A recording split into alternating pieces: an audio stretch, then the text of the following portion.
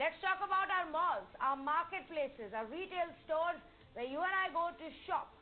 Now, part of that depends on whether you and I will go to shop, when will that happen, how many people will actually want to go and shop in the malls or our market areas, or will they prefer other options. The other aspect, of course, is how does the industry survive till then? How do the retail stores, how do the mall owners survive till then, till the time that the business is shut? And all of this needs to culminate into one basic question. When should we open up our stores and our malls? That's the key question I want to ask on the India Revival Mission special edition tonight. Let's say good evening to Rashmi Sen, Group COO of the Phoenix Mills, Mukesh Kumar, CEO of Infinity Mall, and he is also the head of the subcommittee of SOP for Shopping Center Association of India. Pushpa Bector, Executive Director for DLF Shopping Malls, and Mr. Kumar Rajgopalan, CEO of Retailers Association of India. Let me begin with Mr. Mukesh Kumar first. Mr. Mukesh Kumar, what's your own sense? How soon should we open up the malls in our country?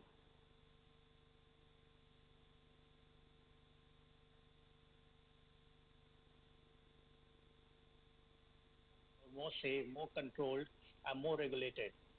I think we are better equipped to handle the crowd. We'll be able to screen the basic protocols, what is required as of now. There are 5 basic factors. One is social distancing, then you have hygiene and sanitation, then you have screening of people coming to the mall, and wearing protective wears, and contactless servicing. I think the malls are very well equipped to handle all this. We are much more organized, and I think people feel much safer in coming to the mall rather than going to the high street. And it's a well-known fact. It's run by professionals. It has people who are well trained. We do regular servicing, whether it is maintaining the AC, the temperature, cleaning, services, washroom. We'll be able to maintain all these things in a very good manner. So I would say that I'll go a step further, and I would advise the government to open the malls first before opening up the high street. Okay. Let me also ask, Rashmi, if she agrees. Rashmi, if we can open our supermarkets and control them and regulate the crowd in our supermarkets, if we can now start with our railway stations and railway services, and some amount of, preparation is already going on at the airports, do you think it's also time to start exploring the option of opening up malls? Absolutely, absolutely, Tanvi. Firstly, I'd like to thank you for inviting us on this forum to share our views. I think it's very important what is the size of this industry. The retail industry contributes over 10% of India's GDP. I mean, that is the size of the retail industry that we are talking about. It is the second largest industry after agriculture. And even in terms of employment, it employs 8% of the total workforce in the country, making it the third largest employer in the country. So, the first question that you asked earlier, how is the industry going to survive in this lockdown? The industry is not going to be able to survive if the continue. And the industry has been making requests on several forums to permit the shopping centers to open along with the opening of the lockdown. And like Mukesh rightly mentioned, we have referred to a lot of international norms, because in most of the countries, the malls have started opening now. And we have taken best practices from all the countries. The shopping center industry has made a very detailed SOP for all the shopping centers across the country.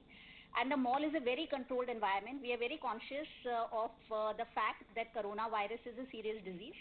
At the same time, it is also a fact that while everybody is working on finding a vaccine, on finding a cure, we expect that this may take 6 months, this may take 12 months. This may take a certain period of time before anyone is able to find a cure for it. So we have to understand what is the new normal. We cannot stop consumption from happening in the country, because India is a consumption economy, and it cannot survive if consumption comes to an halt. So reopening of malls will bring a big boost to the economy, and we must open the shopping center industry again. Yeah, I get what you're saying, and the fact that you said 10% of our GDP comes from the fact, from the retail sector, from the fact that people go out and shop. Pushpa, is there also a fear that if you don't open up the malls for too long, not only will the industry suffer, will the mall owners, the real estate owners, and the retailers suffer, but also people will probably get used to some other ways. Recent surveys that have been done already show that a very small percentage of people are willing to right now go out and shop in malls. They would rather prefer shopping online or ordering from the next store, kirana store. Thank you, Tanvi, for inviting us into this debate. And first of all, I'd like to welcome the measures that the Prime Minister has laid out for the country. The lockdown was an important measure. But now I think we as a country are ready to go out there and, as they say, live with the virus with caution. So when we look at it, we've done our own consumer research, and across Delhi NCR, we believe that the consumers are now ready to step out with caution. And it's important that we, look at the caution, and also when you look at the kind of consumption that we will bring about, there's a lot of pent-up demand that has happened, that has accrued, with be it children's wear, be it the essential plus, be it wellness-oriented products, which have not been available even online. So there is a consumer demand for opening of malls in a more graded fashion in order to ensure that such products are available. So when we talked to the government, we have also said that we should look at opening the malls in a graded fashion, ensuring that the consumers get what they want now. Now, answering your question on online, I do believe that there will be a medium-term impact on people getting used to an online purchase. However, India, as you know, is a community-oriented economy, country. Our families work, shop together. We shop in groups and with friends. With that kind of an atmosphere, I do believe that malls are here to stay, and malls have been established for the long run. Malls have been established for the next 30, 40 years. And the kind of tenant mix that we have is a judicious mix of what is going to be relevant for the next 20, 30 years. With that in mind, I do believe that the consumers will come right back, even if there is a medium-term impact of online purchase. However, the writing is on the wall that the consumers want to be stepping out and shopping for products of their choice. Okay, Mr. Kumar Rajgopalan, good evening to you. What's your own sense? Are we ready to start opening up more activity, more businesses, more stores and shops? Yeah, hi Tanvi. I think the jury is out. Three of the speakers before me, all of them really big people from the malls industry, have already said that they are ready to open up the malls. That's the one thing. The second part is that retail is a very large employer in this country, and I think we cannot afford to take chances with employment. All of us know that. The Prime Minister himself has said that we'll have to start living along with the virus. We'll also have to start thinking about the various pillars that will support the economy, and one of the pillars is about demand. And demand cannot get established without opening up retail. So on the one hand, there is this 46 million people directly employed by retail, plus there is a whole lot of ecosystem which is attached to retail. Because if retail is not open, how does the rest of the industry, which is from production to supply chain, etc., really survive? Fact is that retail has a multiplier effect. So we will have to open up retail if we want to get this country back on its wheels. So that much is for sure. Retail has also been a very stressed sector. I mean, as much as we all talk about the airlines and we talk about the hospitality sector, I think the real impact of retail is dramatically more because of the sheer number of people employed by retail. Again, that brings in the point for opening up retail.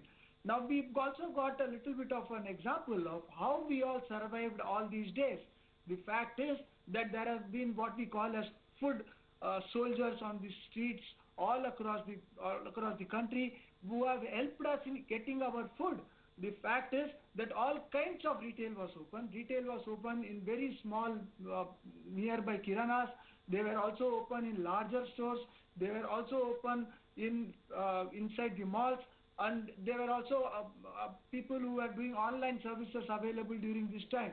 So I think we will need to appreciate the fact that retail in this country, and this country does have one retailer for every 120 people. That means that this retail is an important aspect. Now, we have to open up, but we also know two things about living along with the virus. The fact is that we have to practice social distancing, we have to practice all the hygiene that is required to ensure that contamination does not happen. Now, both these are quite possible in formal retail, and more importantly in malls, because a mall has got a very clear structure. It's got entry, exit, all of that very clearly measured. There are various checks and controls that can get done. It's controlled by individuals. There are three of these real mall owners or mall specialists who are sitting inside this panel. So I think there is a need to try and see how we can make sure that the economy goes back and we are really able to reboot the economy. That's where I come in.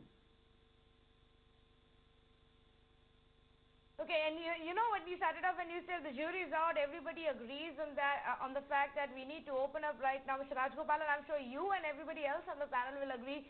One of those few things that you all are on the same side, because if I had to ask you right now, what can make a retailer's life easy, you would tell me it would be the rent cost and the land cost.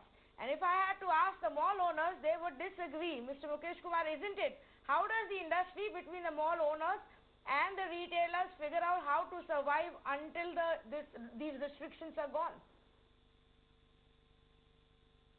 See, this is a pain that has to be shared by both the parties, whether it is the retailer or the mall owners. We are in the business where we have long leases are there, we have strong relationship. We need to sit together and see how we can work this out, because this is not a one-way traffic. We need to understand that we are going through that phase where it can't be a one-win, second and loser. It has a win-win situation. So I think we have been talking to all the retailers. The dialogue is already on. We'll have to see what is the impact and how do we share this. Rent is a cost of retailer. That is the accepted fact. At the same time, the mall also has huge loans, huge debt to service. How do you get that money? So it has to be done in such a manner that there's absolutely no loser in this game at all. It has to be won together. It has to be fought together so that we can sail together. If you don't do that, I think we're going to sink together. It's very important that we work with each of the retailers work with each of the mall owners and see what is the best way forward. If you don't do that, it's going to be a really bad time for both the parties, whether it is the developer or the retailer. There are some categories that are suffering more. They may take a little longer to survive or to go back to normalcy like a F&B place. And we also see that entertainment may take a little more longer because the social distancing now will take a little longer for them to adjust to.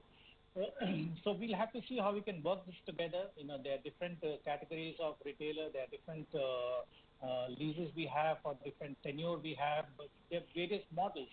We'll have to see how we can handle this together. Okay. Pushpa, after this conversation, the next one that we are going to have is actually going to focus, on getting viewer feedback and people feedback. Because, for example, in Delhi, the government has asked people to give feedback on what they think should open up and shouldn't open up. And it's interesting that some of the feedback suggests that people understand that the schools and the colleges and theaters and pools need to be shut, but they want, some home delivery options and some marketplaces to open. Now, if that was to happen, how would you all ensure that we still have some amount of social distancing and screening and health and hygiene, getting implemented inside our malls? Yeah, that's a very good question, Tanvi. In fact, when I heard Mr. Kejriwal, two emotions came in. One is that we have been preparing ourselves very, very well in the past 1.5 months to ensure that we open with the right kind of social distancing. And I can speak for all the developers in Delhi and CR who I've been interacting with almost on a daily basis. We are prepared. Now, what we have done is that as a platform, we have come up with certain norms to maintain social distancing. We're saying that as a self-measure, as a self-norm, there will be one person for every 75 square feet of mall space, which ensures social distancing automatically. Now, how we can do that is because our footfall is usually on a live data basis. So at any given point in time, let's say we have a mall which is 500,000 square feet of space, we know that we have to only allow X number of people, which is addressing that norm. And we also have been talking to a lot of retailers when we created these norms and interacting with them in terms of their feedback for the norms. They are ready. They have all actually talked to us saying that we are more than prepared to ensure that the social distancing norms are in place. They also are looking at various methods. When you go in now into a mall, maybe shoe trials are not feasible. Maybe you will not have beauty trials feasible for a while. Exchange policies may change, and the trial rooms may have steam rooms, so people will steam the garment before you try it on, or steam it after the cloth is tried on. So there are various other measures that will be there to ensure safety, sanitization, and social distancing. And when it comes to, let's say, the food court, initially we will look at reducing the number of seats drastically to encourage takeaways and to discourage too many people crowding in a food court. Same is the case with restaurants. In restaurants, we are actually coming up with norms which is all about contactless dining, contactless service, and contactless payments. With these sort of measures and preparedness, I'm confident that if and when the government gives us the nod to open the properties, we will do so with a lot of responsibility and to ensure that the virus doesn't spike again. It is our responsibility as a society to ensure that there isn't any spike, and it's each and every one of us who need to really step up in this and ensure that that doesn't happen. So the developers community is more than prepared to make sure that we behave in that responsible manner. Okay, I understand. Rashmi, would you want to add to this? Especially in cities like Mumbai where our crowds are huge and footfalls are huge. How will the mall owners ensure that even if we look at the possibility at some point of time that social distancing is maintained? Yes, I think that's a very interesting question you've asked in reference to the city of Mumbai, where places are in general very crowded, Tanvi. See, the key difference firstly is between the high street and a mall. What happens is in a typical, if I take like a Phoenix Market City mall, which is a typical 1.2 million square feet mall, you will have 300 to 400 stores which are in one controlled environment. So it becomes very easy to enforce SOPs and guidelines on the staff, whether it is the mall staff, the retail staff, on the customers, on the retailers. So you can have a set of SOPs that you can enforce on everyone that is coming into the mall and ensure that they will be very sacrosanct in terms of the way the guidelines are being followed. In comparison to that, when you look at the high street, you will have in a smaller high street, you may have 100 stores. All those 100 stores will have an independent owner, and there will be no protocol or common SOP that will be followed for that particular high street. So in the current environment of the pandemic that we are living in, malls are actually the place that can ensure the social distancing norms and there are only 4-5 basic norms that have to be followed. Everyone has to wear a mask in the mall. When the customers are entering the mall, there has to be a temperature check that has been done. In fact, most of us have already placed orders. Most of the shopping malls have placed orders for everything, whether it is the sanitizers, whether it is the thermal cameras, all other measures that we are adopting in terms of maintaining the SOPs in all our malls. So I think that especially in a city like Bombay, like you rightly mentioned, if you open the organized retail in the form of a shopping center, the other important point, Tanvi, here is that all our brands that are operating in the mall are also all organized retail brands. They are equally conscious that this is a serious virus, and they will also ensure that their customers follow the guidelines. So I think that, we are all very ready with this current situation. We also realize that the current pandemic will be there for some time. If we knew that this is going to be there only for the next 15-20 days, then that was a different matter. Can we keep our industry shut for another 12 months? No, we can't, because we are talking about 8% of the overall workforce that the organized retail industry is employing. Can we keep the industry shut? Forget a year, I'm saying you can't keep it shut even for another 1 month. Because, we are talking about a lot of job losses that will result on account of keeping the industry shut, and that is something that is really serious. When you say not even for another month, you're saying that the malls need to open within a month, or perhaps some kind of a help from the government would help you sustain in the meantime. Yeah, yeah, that is another interesting point that you brought up, Tanvi. The industry, and Kumar has been spearheading a lot of those discussions. The industry has been in talks on a lot of parameters in terms of providing interest-free capital to enable payment of salaries and wages for the lockdown period, in terms of extending the loan payment moratorium till 31st of March, in terms of deferment of property tax. So like you're rightly saying that, there's also support that is required for the interim period. If there is going to be a further delay in terms of opening of shopping centers, then there is a lot of financial support also that is required for the industry from the authorities and from the government. In fact, Mr. Rajgopalan, I wanted to ask you on that as well. So far the announcements have largely focused on the MSMEs, and justifiably so. They really needed, immediate help. And some of the smaller sectors that came yesterday, today the focus was more on the urban poor and the migrants. What is it that the government can do right now to help revive the retail industry? Apart from opening the stores, of course. Yeah, of course. Very good question, Tanvi. In fact, all of us understand that this is not a kind of condition where it's winner takes all. You also earlier asked about will the malls and retailers be really negotiating and re-looking at how the rentals are. Almost everybody in the entire chain will be looking at this whole thing, and each one of them will have to give away part of what they get to be able to really get out of this problem that all of us are in, for no fault of any of us, right? So the share that the retailers would have to really give away, we all are aware that it's become a zero income industry. The malls are also not able to get their rents currently because obviously there's no money with retailers. Many of the other people who are associated with retail have also got impacted. Yes, the employees come first, and therefore these employees have got paid, but we cannot keep paying indefinitely. We already had a big research done with our members, and the clear understanding was if the stores were shut for 1 month, many of the retailers would shut down. Almost 20% of the retailers would shut down in 3 months' time.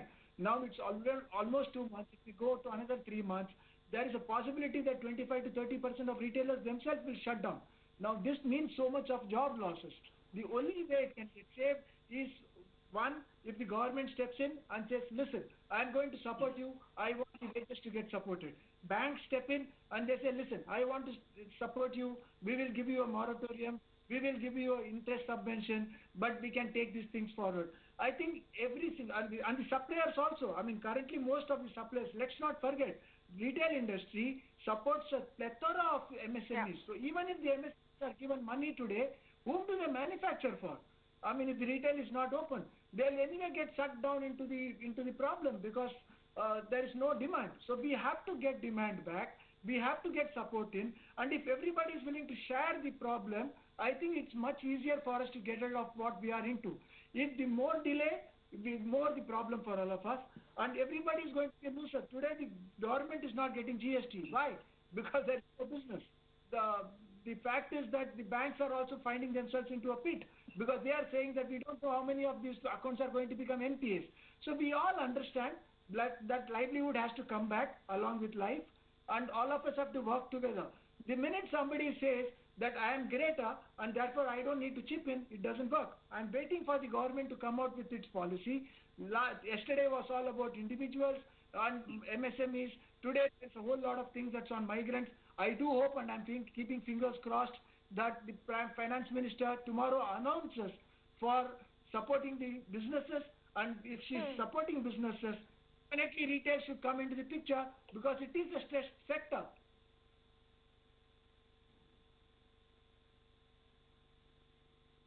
Yes, I absolutely understand. Let's wait and watch if tomorrow, there's something comes for the industry. But Mr. Rajgopalan, I think more than a stop here and there, what will help is the government directly focusing on reviving the consumption. That's been a problem even before the pandemic happened. People were not spending money. People were not in the mood to spend money because there is so much of uncertainty with our economy, with our jobs, that nobody wants to spend. Some don't even have the money to spend. This pandemic is only going to make that worse. So, and until and unless we fix that part of the problem, until and unless we put money in the hands of the people, the demand is not going to return, and then none of the other part is going to make sense. Like you rightly said, what are MSMEs going to really manufacture if you're not selling and we are not buying? But I appreciate all of you joining us tonight, and really giving in your views as we pick up this campaign and move ahead with it about India Revival Mission, and which means restarting the economy, supporting the businesses, and ensuring that India gets back on its feet as soon as possible. Thank you all of you for joining us. Viewers, simply put, this is what it is. We need to be careful, yes. We perhaps cannot do it in the containment zones and the zones with high number of cases or lots of crowd, yes. But there are parts of our country today which should be given the luxury and the freedom to open up some markets and some malls.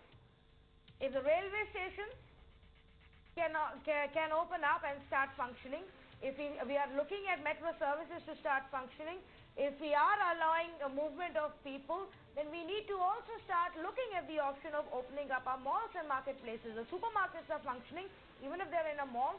If they can manage that amount of crowd for a daily grocery shopping, then the rest of it can be looked into as well. We have to keep in mind that to keep the entire cycle going, some amount of money spending and consumption is required too. That's where the economies are built today.